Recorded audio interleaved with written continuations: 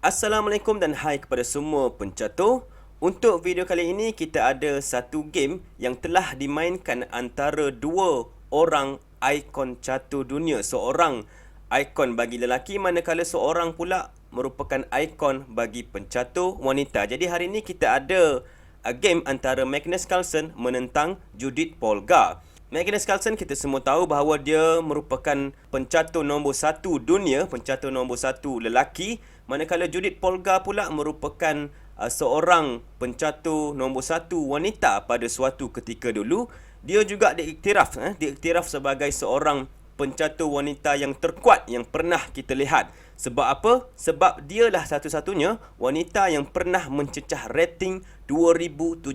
Sebelum ni tak ada lagi orang wanita, pencatur wanita yang boleh buat macam tu. Memang suatu pencapaian yang sangat membanggakan lah.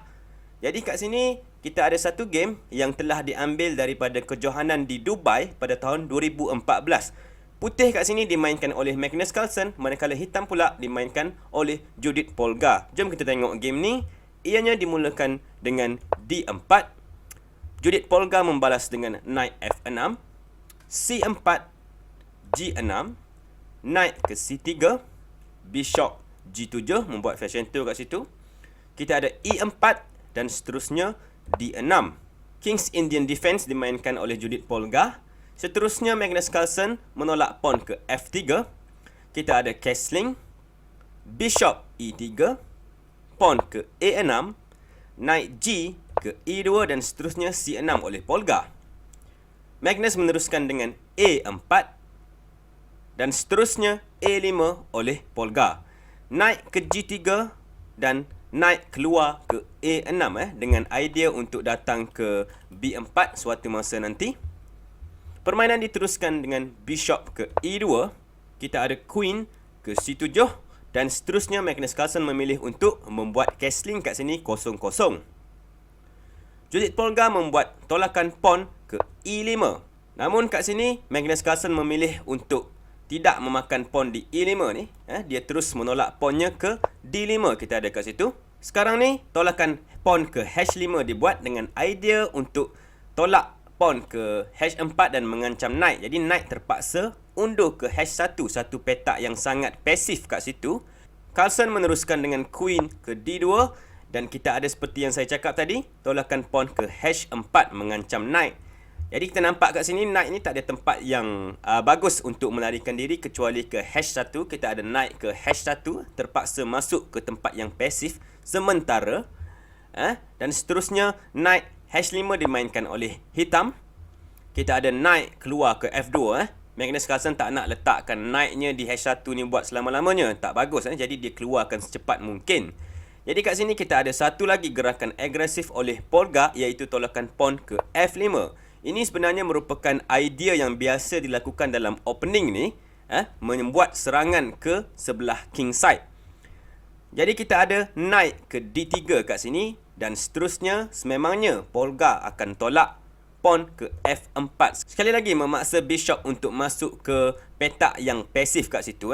Ke Bishop F2. Dalam posisi ini kita dapat tengok bahawa idea Polgar untuk membuat tolakan pawn ke H4 dan juga F4 ni adalah untuk membuat piece Carlsen supaya menjadi pasif. Kalau kita tengok kat sini, kedua Bishop ni seolah-olah tidak berada dalam game dan tidak berada di tempat yang bagus. Dan dalam posisi ini, Judith Polgar telah mengambil kesempatan untuk membuat satu gerakan yang menarik dengan knight ke G3, membuat satu pengorbanan knight. Jadi kenapakah pengorbanan ini dilakukan? Jom kita tengok kat sini. Contoh kalau Magnus Carlsen memakan knight tersebut menggunakan pawn hash, kita ada hash makan knight G3 kat situ.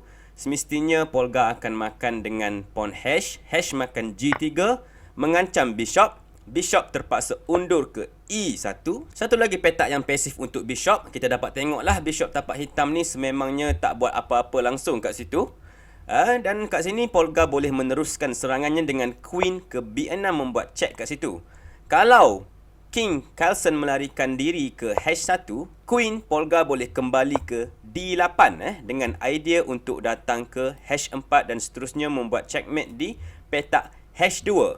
Jadi dalam posisi ni contoh kalau Magnus Carlsen membuat gerakan seperti Rook ke F2, kita boleh tengoklah dekat sini Queen ke H4 membuat check, memaksa King lari ke G1 dan seterusnya Queen check di H2, King F1 dan kita ada Queen H1 membuat checkmate. Ini satu contoh kenapa sacrifice knight telah dibuat sebentar tadi.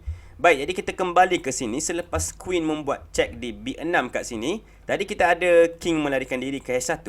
Apa pula yang berlaku kalau Carlsen cuba memblok ataupun menutup check tersebut dengan tolakan pawn ke C5. Kita ada satu gerakan simple yang boleh dibuat oleh Judith Polgar, iaitu knight makan pawn di C5 dengan idea untuk membuat fork di B3 ke arah rook dan juga queen kat situ. Oleh sebab itu, selepas gerakan knight ke G3 kat sini, Magnus Carlsen memilih untuk tidak memakan knight tersebut. Sebaliknya, dia melarikan rooknya ke D1 terlebih dahulu. Kat sini kita ada C5 dimainkan oleh hitam. Dan barulah Magnus Carlsen memilih untuk memakan knight tersebut menggunakan pawn hashnya. Kita ada hash makan knight G3. Dan seterusnya dibalas dengan pawn hash makan pawn di G3 sambil menyerang bishop. Tadi kita dapat tengok kalau bishop melarikan diri ke E1, posisi ni macam krem sikit Ibarat sardin yang berada dalam tin. Jadilah tin sardin sangat krem, sangat lemas kat situ, tak best. Jadi dalam posisi ni Magnus Carlsen pula yang memilih untuk membuat pengorbanan dengan bishop makan pawn di G3. Membebaskan piece-piece-nya untuk keluar. Jadi kita ada pawn F makan bishop G3 kat situ dan seterusnya kita dapat tengok queen ke G5 dimainkan oleh Carlsen membebaskan queennya. Kita ada queen ke F7 dan seterusnya knight ke B5 kat situ menyerang pawn yang berada di D6.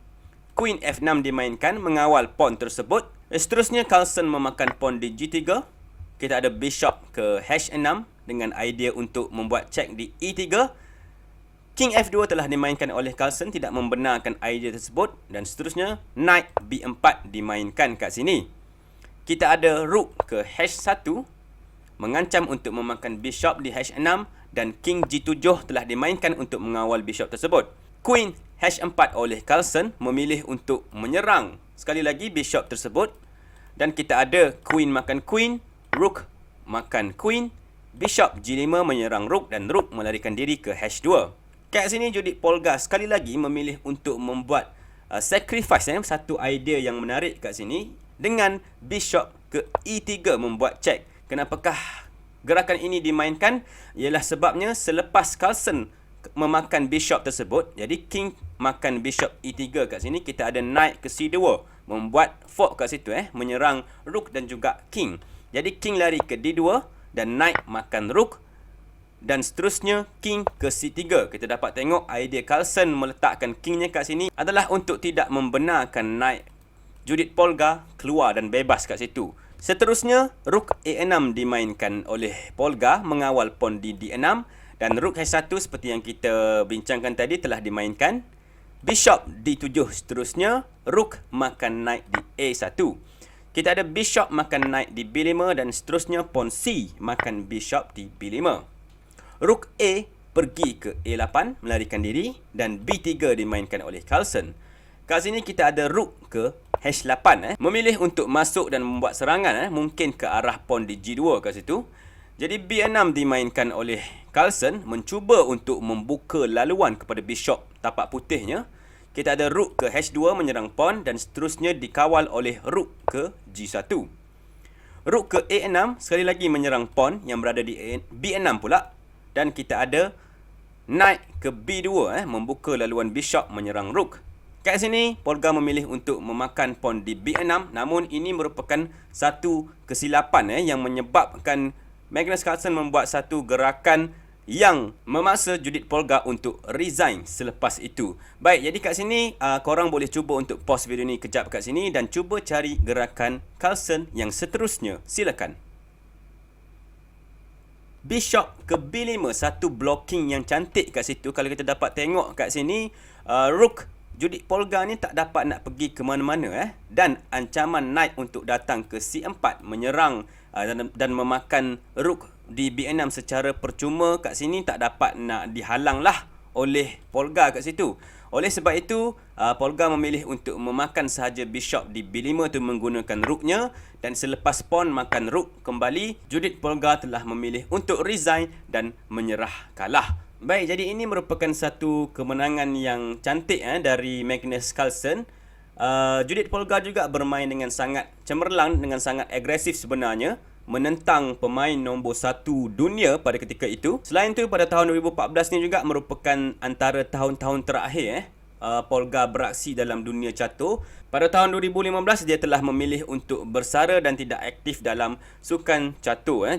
Baik, jadi saya rasa itu saja untuk kali ini. Jarang-jarang je kita dapat tengok pemain nombor 1 lelaki menentang pemain nombor 1 wanita. Jadi terima kasih kerana menonton. Silakan like, share juga subscribe kepada channel kami untuk terus menyokong usaha kami dalam menaikkan industri catur. Korang juga boleh pergi ke playlist kami untuk melihat video-video lain yang menarik. Selamat bercatur. Assalamualaikum. Bye-bye.